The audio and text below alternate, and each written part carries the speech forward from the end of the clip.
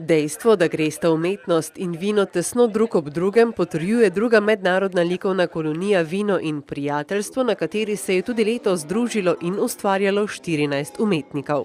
Lanskega leta, v priliki ene druge likovne kolonije, sem za skupino umetnikov obiskala tale vinski hram in nekako me je prešinila misel, da bi pa tukaj bilo lepo pripraviti likovno kolonijo. Že sama zgodba tega našega objekta in pa naše zgodbe o vinu je ta, da gre vino, glasba, umetnost skupaj in smo sanjali o tej koloniji že nekaj časa. Vsak udeleženec naj bi pripravil 2 likovni deli za razstavo, ena bo pa ostala potem v lasti domačije Štajer kot stalna zbirka. Umetniki so iskali navdih v tamkajšnjem okolju ter v prijetnem vzdušju ustvarjali umetniška dela. Pride do izmenjave izkušenj, tudi kakih hudomušnih pripomb na račun enega in drugega, tako da je seveda ena kolonija neprimerljiva z tem, kaj počnemo doma. Ravno zaradi tega, ker to druženje je tisto.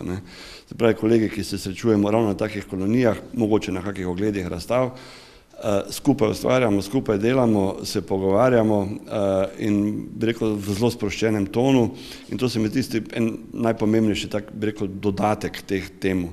Kar se pa motivi tiče, motivi pa so več ali manj podobni, ko jih razvijaš nekje v svoji, bi rekel, neki likovni poetiki, tudi na koloniji, mogoče da prilagodiš neko idejo ali pa nek izraz trenutnemu navdihu, ki ti ga pač okolje daje. Udeleževanje tovrstnih likovnih druženj prinaša umetnikom pomembne izkušnje. So to work together with artists is a very big experience for me and I think for any artist to see how other artists work, what kind of style they have. Also it's just a good relationship and understanding other culture.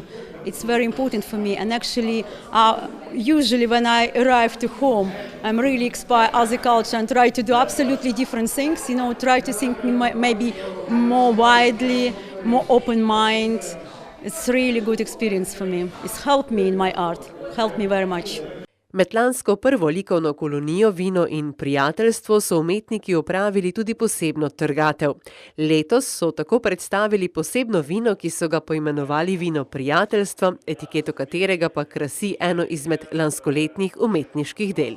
Posebnost tega vina je to, ker je v bistvu ena zvrst ali kive, v kateri je veliko različnih sort, belih okoli 100.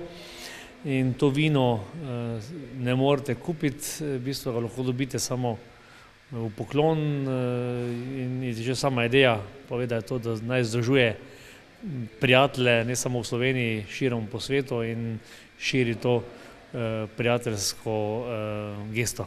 Letošnja zgodba se bo okoli Martinovega ob strokovnem vodstvu likovnega kritika Marija Berdiča zaključila z razstavo vseh nastalih umetniških del.